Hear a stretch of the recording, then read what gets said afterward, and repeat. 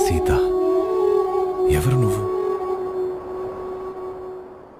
అలనెమలికి అడుగులు బరువైపోయెన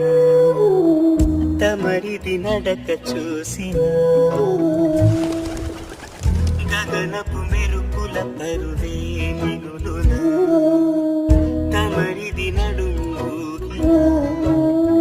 చీకటి చిదిమి రాసెనే కాటుక కొంటె కంటికే పెదవిన జారునవ్వుకే ఉదయము ఎదురు చూసెని నీ చూపు సోకగాని చీత్రమంతరా విరాయని విరాయని